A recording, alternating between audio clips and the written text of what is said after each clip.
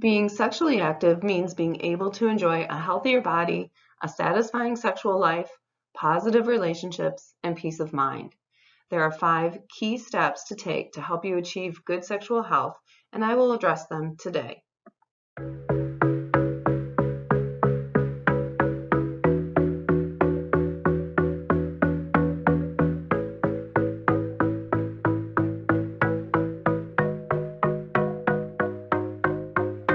I book myself tables at all the best restaurants that need a loan.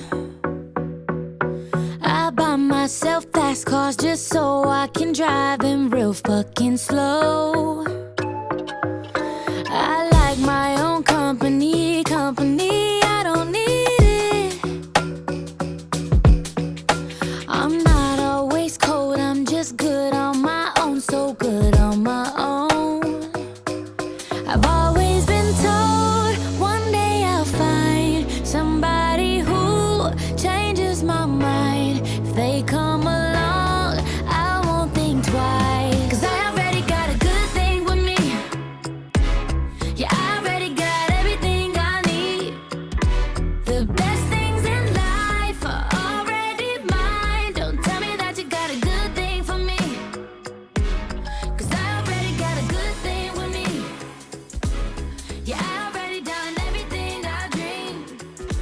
I'm good by myself, don't need So no just one like the song else. says, Tell me that you got step a good 1 thing for is to me. value who you are and decide what is right for you.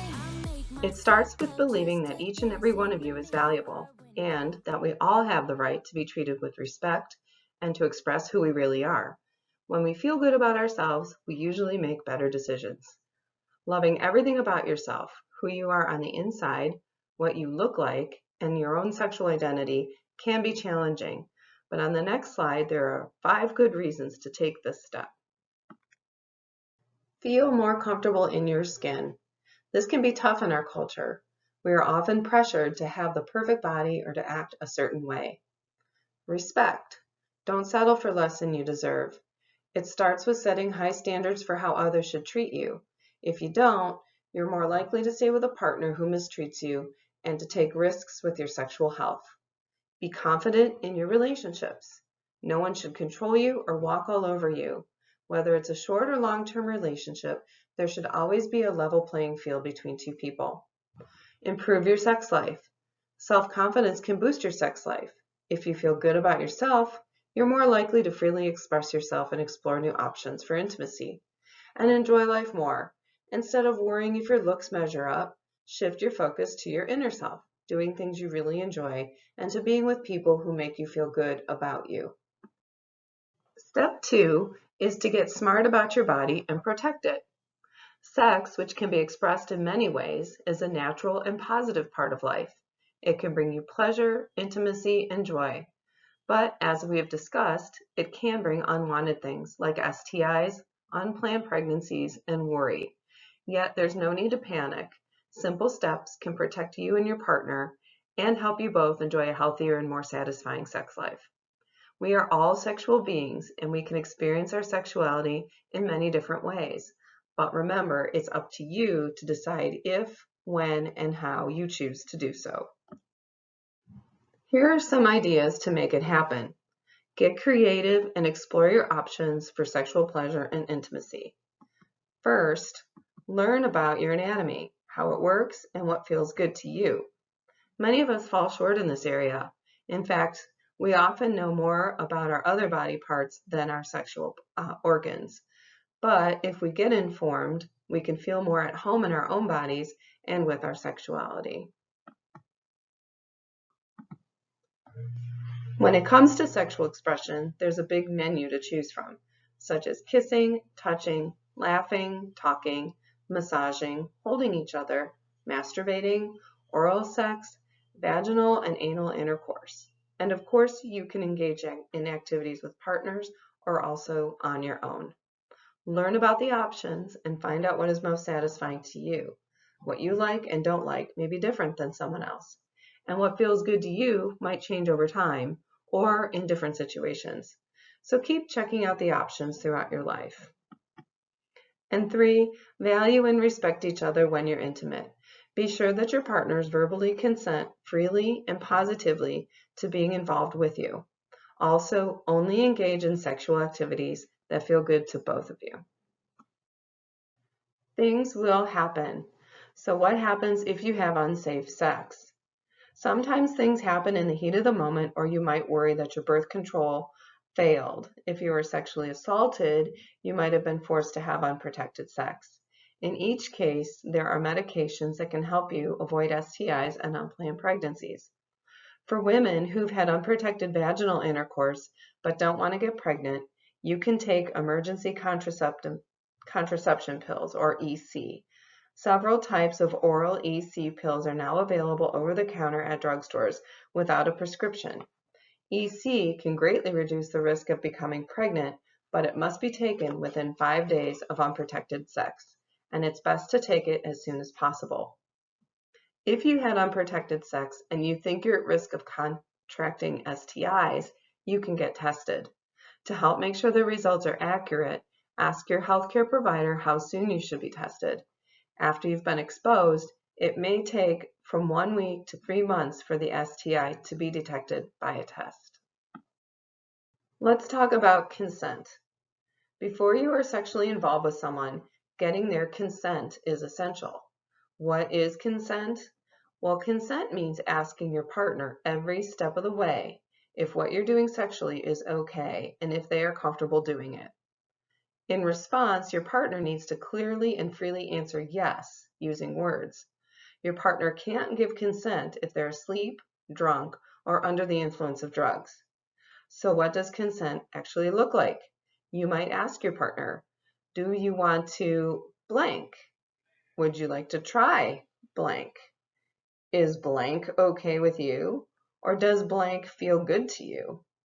To give consent, your partner should clearly, freely, and positively respond. For example, by saying yes, their tone of voice would indicate that they really want to, or I would like to do that, or that feels good to me. Remember, a partner can say no to any type of sexual activity, even if they have done it before. If something scares you or makes you feel uncomfortable, you can say no at any time, even during sex. Sometimes people in relationships decide to use a safe word that means no or stop. This helps send a clear message to avoid confusion.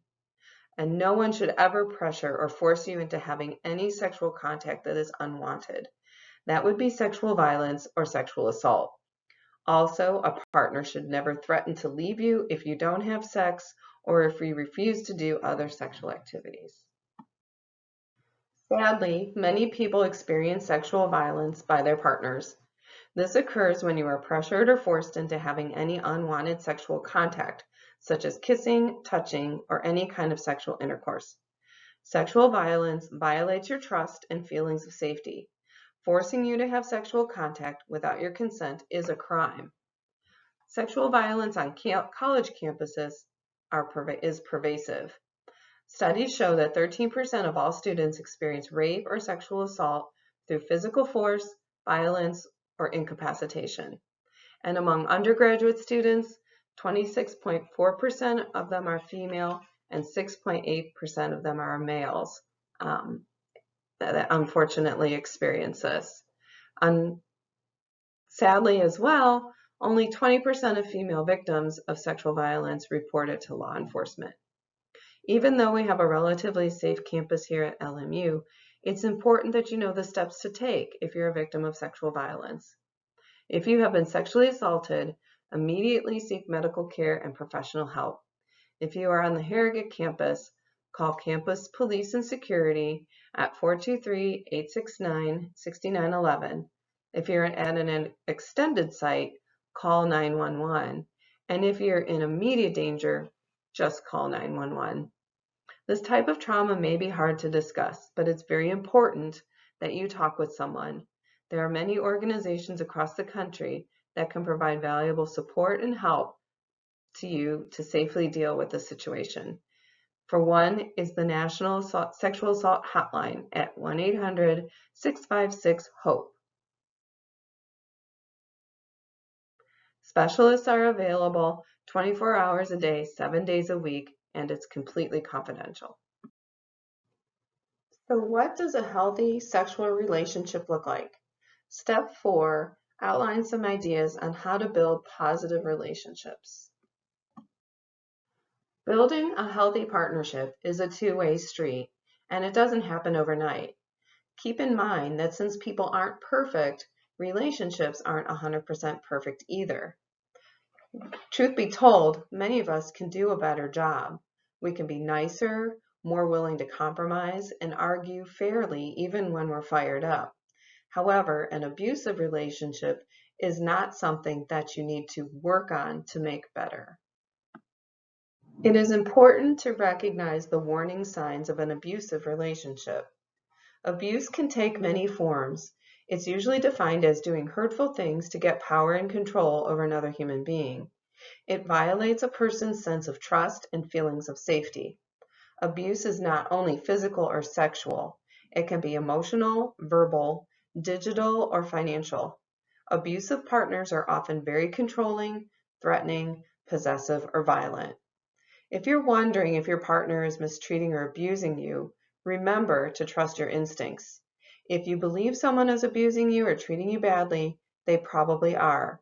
And remember, there's never an excuse for this behavior, and you should never blame yourself. If you're wondering whether your relationship is abusive, you can contact a professional organization or hotline that specializes in these issues. Many organizations located throughout the country can provide valuable support, and they can help you deal with the situation. However, if you are ever in immediate danger, call 911. The National Sexual Assault Hotline is available 24 hours a day, 7 days a week, and is confidential. Or you can contact the National Domestic Violence Hotline to get support and advice. Young people can also go to loveisrespect.org to get great information. We've talked a lot about how taking care of our sexual health can prevent serious health problems and lifelong illnesses. Unfortunately, the statistics are not good for your age group. Only 7% of male college students reported STI testing in a 12-month time period, compared to 20% of female college students. And a 2019 national survey found that only 40% of college males and 55% of college females received and completed the recommended doses of the HPV vaccination. We know that most of you have heard this information before, but there continues to be resistance to putting it into action. It's a part of a healthy adulthood, just like annual checkups with your healthcare provider, to keep on top of your sexual health. It's important that you find a provider who addresses these issues and they can deliver the preventative sexual health services that you need.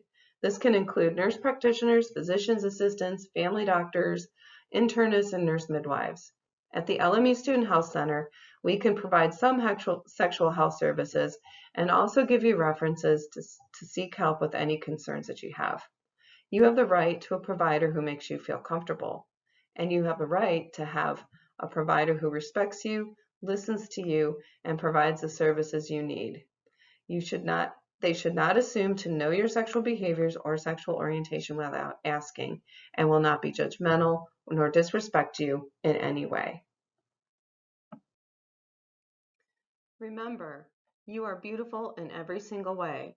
Tomorrow's video will be the final part of this study, and you will need to fill out the surveys. When they are completed, you will be eligible to receive your gift card and community service hours if appropriate. Thank you again for your attention.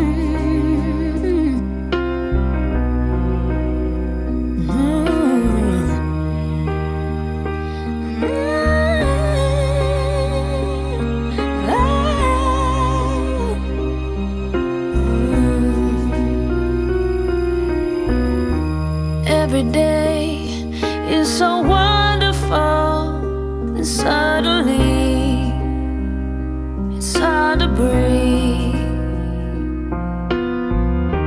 Now and then I get insecure from all the pain.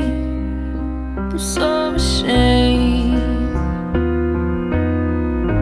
I am beautiful, no matter what they say. Words can't bring me